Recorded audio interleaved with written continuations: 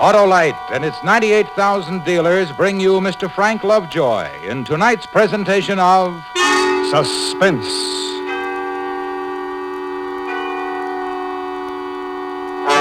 Tonight, Autolite presents the story about a man who committed a murder and got away with it for quite a while.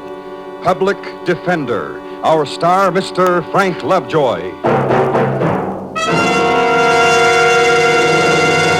Hey, Hap, why is April like an Autolite Stay-Full battery? Oh, that's easy, Harlow. They're both famous. Right, Hap. The Autolite Stay-Full has 3 times the liquid reserve of ordinary batteries. And that's why it needs water only 3 times a year in normal car use. But that isn't all the Autolite Stay-Full is famous for. No, sir. It's famous for longer life, too.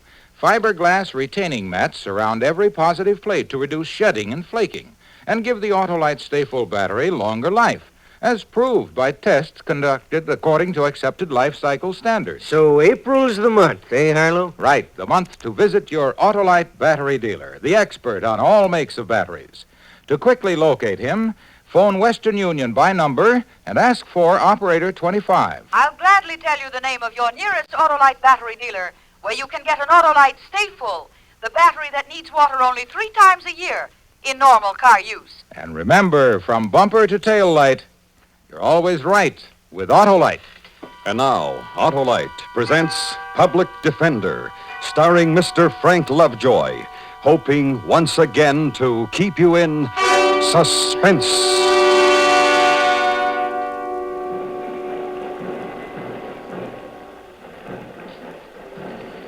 The newspapers say it was a matter of conscience. Well, they're wrong, dead wrong. It wasn't conscience or anything like that. It was just the way he looked and talked. Conscience? I don't have one. I don't think you do either.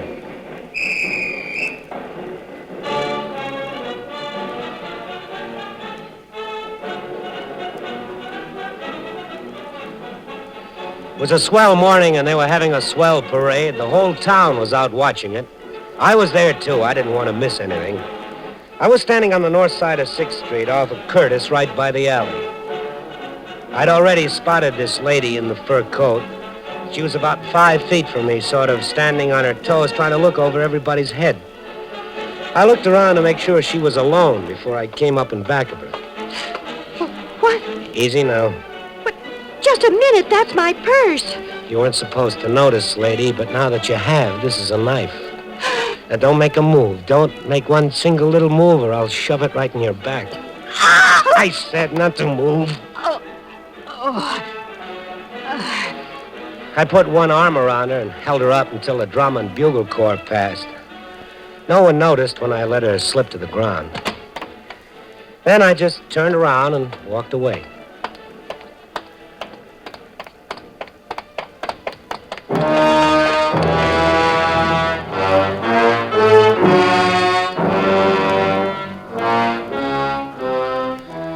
The papers called it the Armistice Day killing. It said her name was Tyler and that her husband did something for the county. Their pictures were all over the front page. That night, I caught myself a bus for St. Louis and stayed there about a month. It's a pretty good town. I got back here in time for Christmas, and no one bothered me up until a few days ago.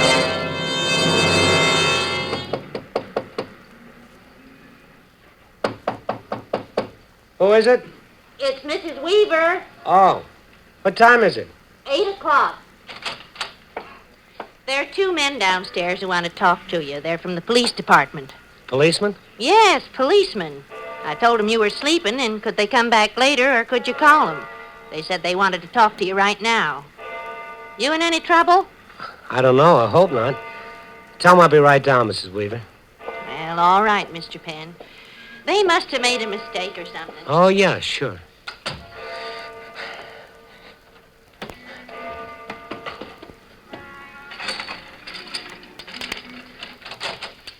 Are you Philip James Penn?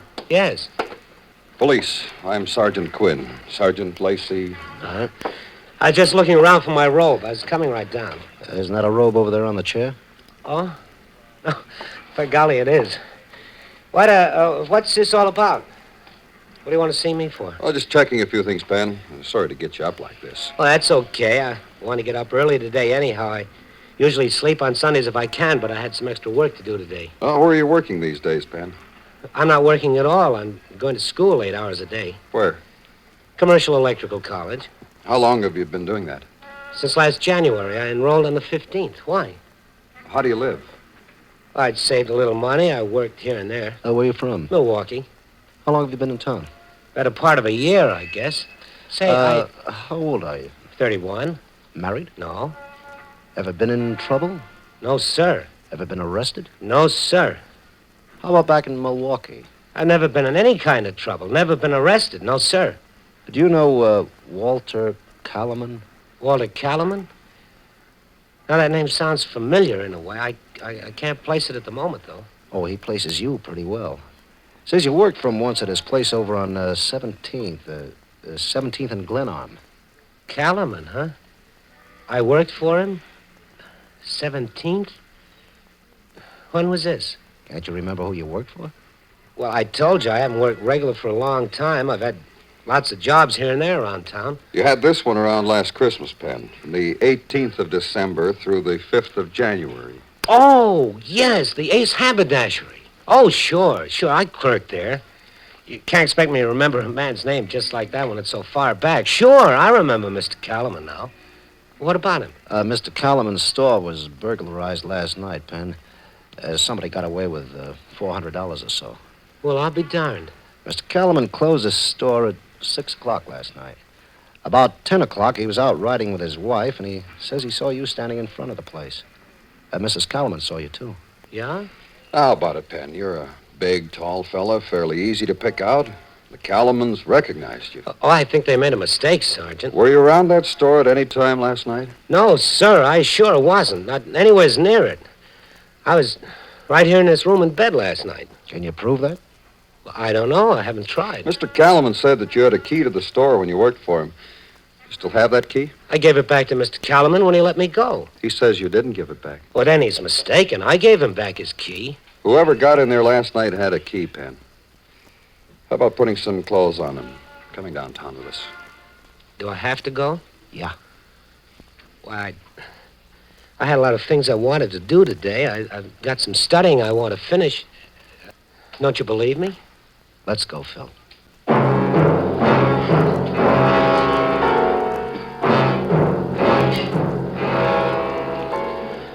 I was afraid to go with him. I didn't want to have anything to do with cops. They asked too many questions, and if I answered too many of them, they were bound to find out something about other things.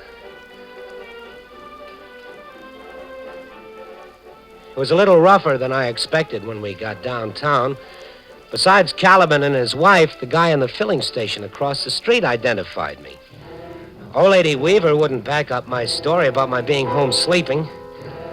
And then they went out and looked over my room and found the key to Calaman's store in my coat pocket. I don't know how it got there. And everybody remembered I'd been wearing that coat the night before. A little while later, a man named Hale, who said he was from the district attorney's office, got me alone in a room and had me go over the whole thing. I thought he was pretty well convinced for a while. You know, you're in a pretty tough spot here. Oh, I know that. Illegal entry and burglary, you could get up to 7 years. Well, I don't want no 7 years, sir. I haven't done anything. And there's something else you should know. What? Mr. Kalaman kept his money hidden in one of the boxes on a shelf downstairs in the store. Somebody who had worked there had to take it. Well, why don't they ask somebody else who's worked there? It's just a small place. He only opened it a few months ago.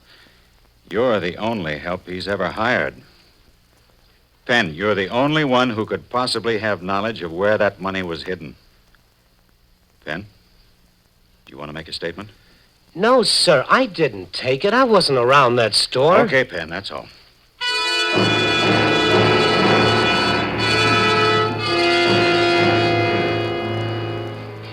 They booked me in and I was arraigned. A couple of days later, they had a hearing. Everybody came in and told their little story. Philip James Penn, you have heard the charges of which you stand accused. It is my duty to inform you that it has been determined that a public offense has been committed. This is not a trial court. You will have ample opportunity to produce witnesses and defend yourself at the proper time and place. Are you represented? No, Your Honor, I don't have a lawyer. Do you have any means whereby you can procure counsel? I'm broke, Your Honor. Nobody to help me out. I don't have any money. Clerk, see that Office of the Public Defender is notified. I hereby commit the accused to the custody of the sheriff of this county pending the action of the grand jury. Adjourned.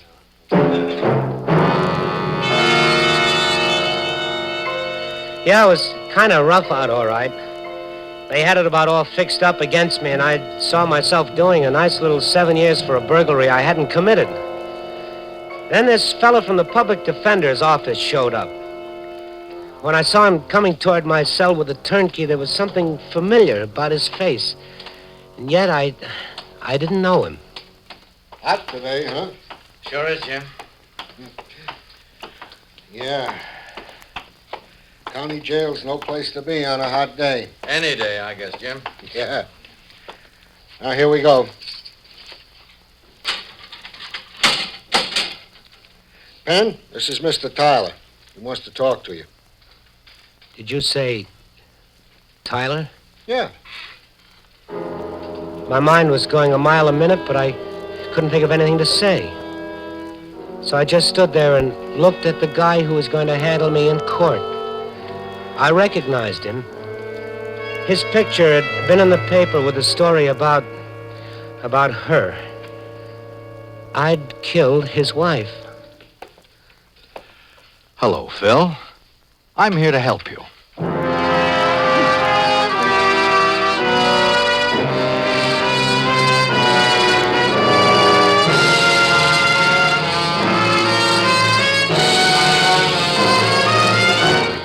Autolite is bringing you Mr. Frank Lovejoy in Public Defender, tonight's presentation in radio's outstanding theater of thrills, Suspense.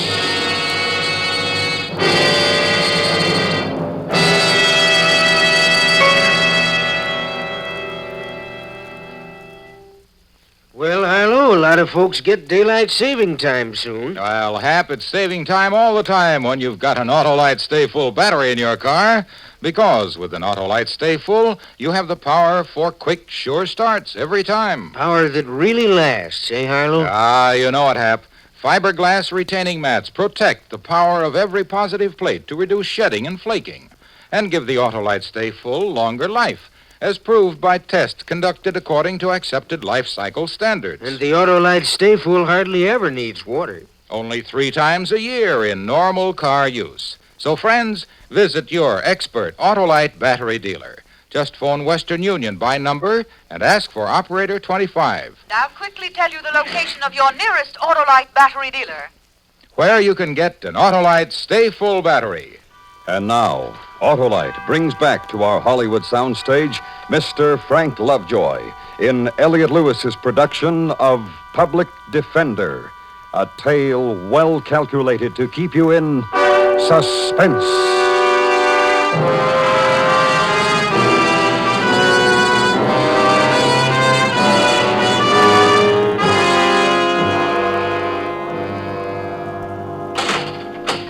I'll be right down the hall, Mr. Tyler. All right, Jim.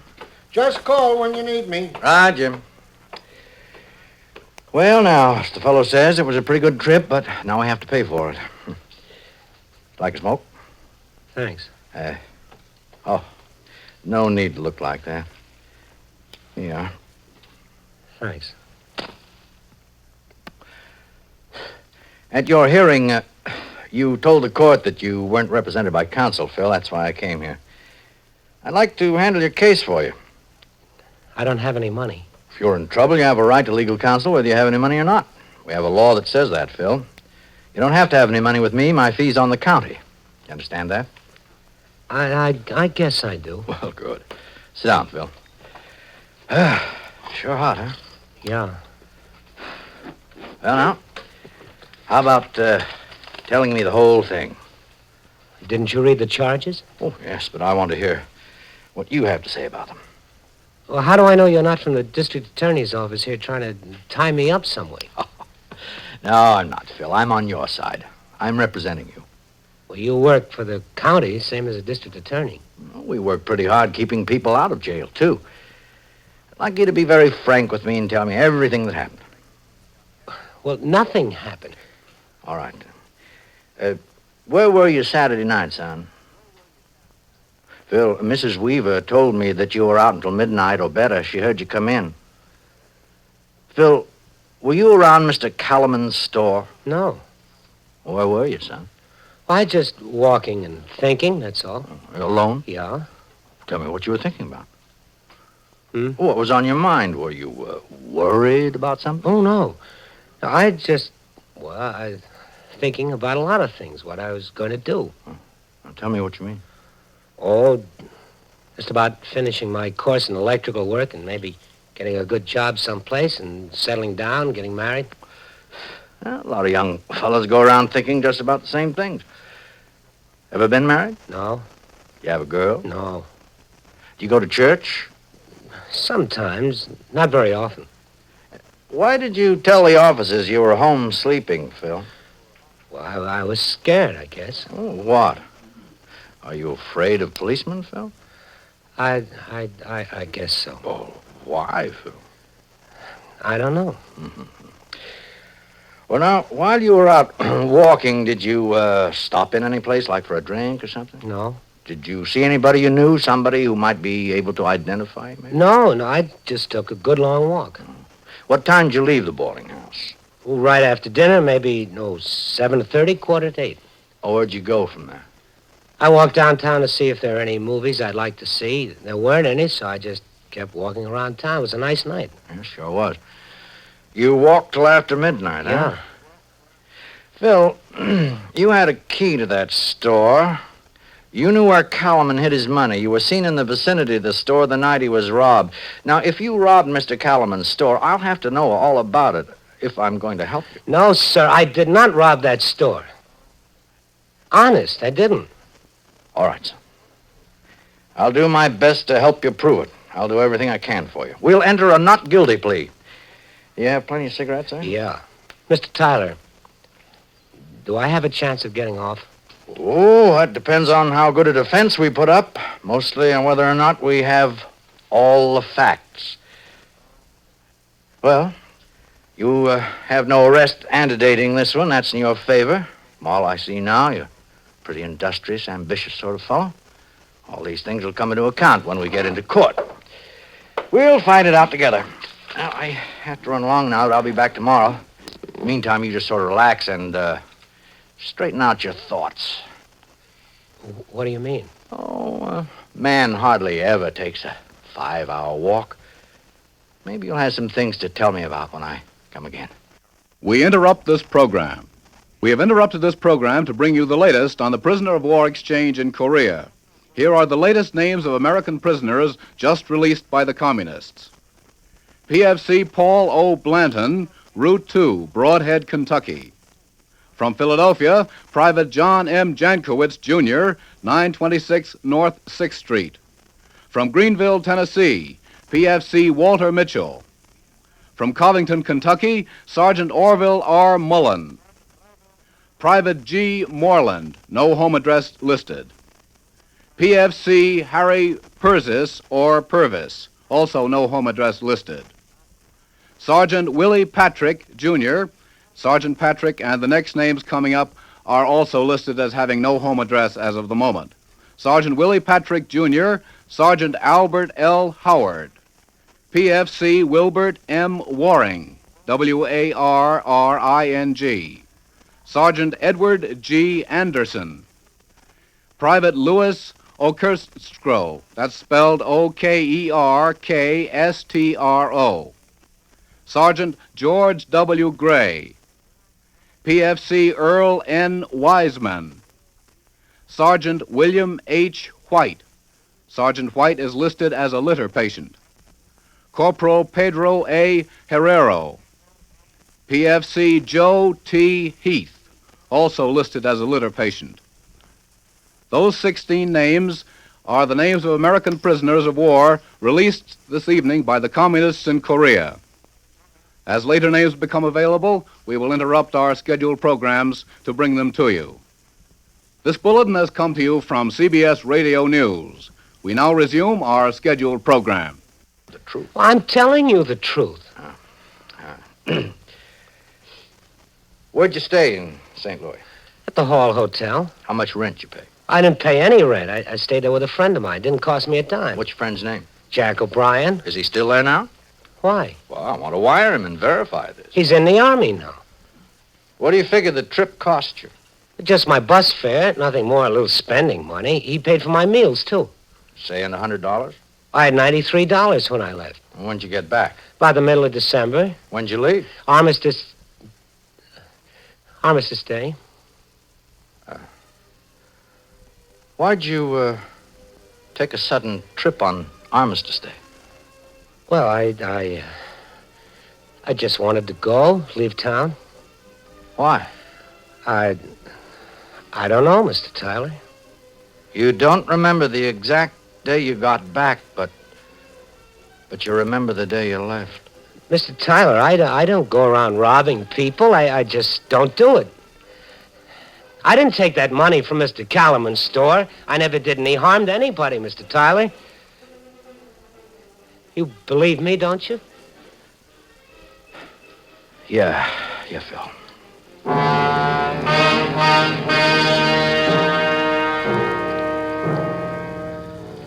We went to court the next day.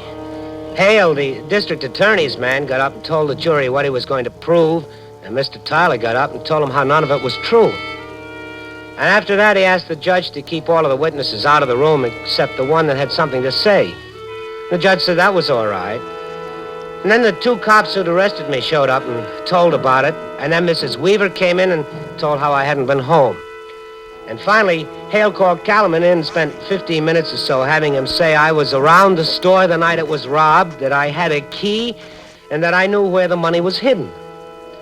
Well, Mr. Tyler listened to all of it, and then he took his turn. You've testified, Mr. Calaman, that the accused was in the vicinity of your store the night the money was taken. Yes, sir. And you saw him while you were out driving with your wife. Yes, sir.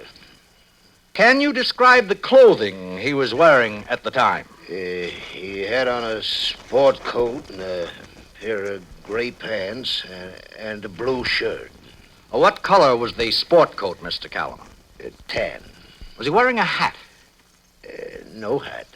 How close were you when you saw him? Well, I was driving in the outside lane, and he was right on the street, 20 feet away, I'd say. How fast was your car traveling at the time? We were at the stop street. Then you had a good look at him? Yes, sir. For how long a period of time? Maybe 10 seconds, just while we stopped.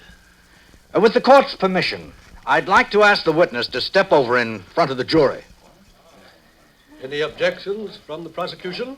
No objection, Your Honor. All right, Mr. Calaman. Right there will be fine. Now, Mr. Calaman, will you look at the juror sitting directly in front of you? Yes, sir. All right, Mr. Calaman. Turn around, please. Now, tell me, Mr. Calaman, what does that man look like? Why, he's got gray hair. He's wearing glasses. Can you tell me the color of his suit? Brown, I think. His tie? No. His shirt? No. This is the witness who, by his own statement, saw the accused for 10 seconds and positively identified him.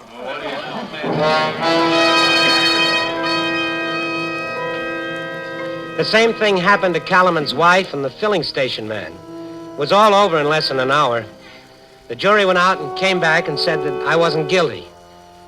And finally, everybody had left, and I was standing there with him.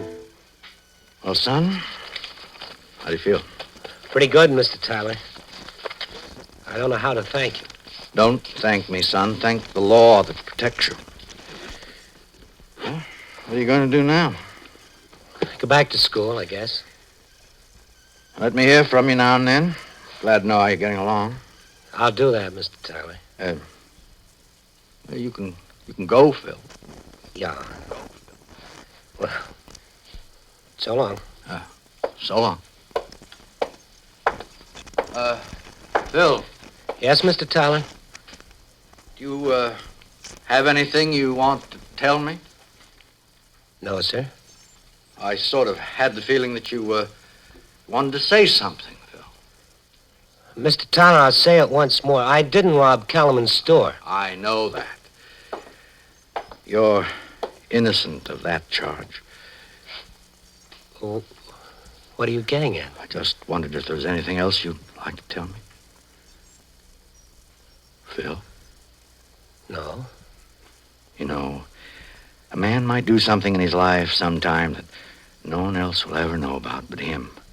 And he can go through life keeping it inside, not telling anybody about it. And another man might have an idea or suspect him, but it wouldn't be right to come out and say anything unless he had some facts.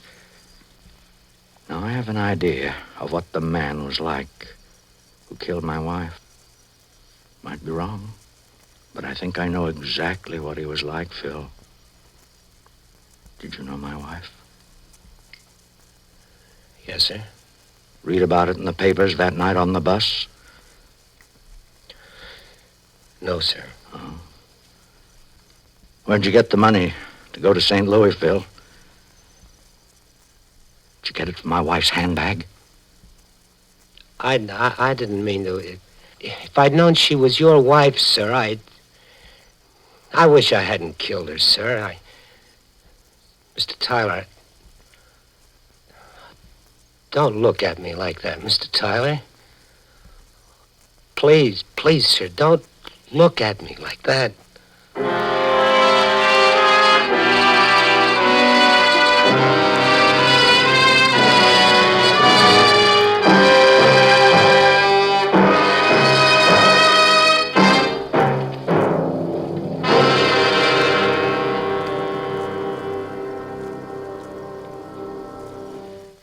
Suspense. Presented by Autolite. Tonight's star, Mr. Frank Lovejoy. This is Harlow Wilcox speaking for Autolite, world's largest independent manufacturer of automotive electrical equipment.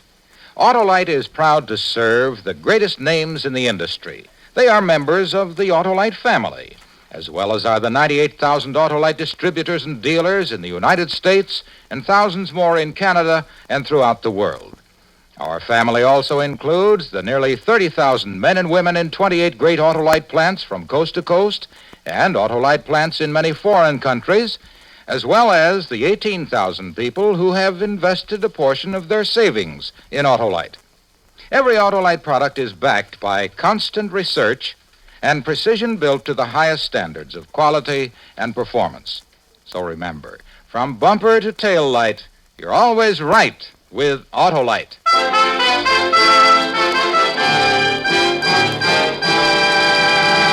Next week, a study in fear as we present Graham Greene's novel of cowardice, The Man Within. Our star, Mr. Herbert Marshall. That's next week on Suspense. Suspense is produced and directed by Elliott Lewis, with music composed by Lucian Morowick and conducted by Lud Gluskin. Public Defender was written for Suspense by E. Jack Newman. In tonight's story, Joseph Kearns was heard as Tyler. Featured in the cast were Paula Winslow, Larry Thor, Lou Krugman, Whitfield Connor, Herb Butterfield, and Charles Calvert. You can buy Autolite resistor or standard type spark plugs, Autolite electrical parts, and Autolite Stay Full batteries at your neighborhood Autolite dealers. Switch to Autolite. Good night. This is the CBS Radio Network.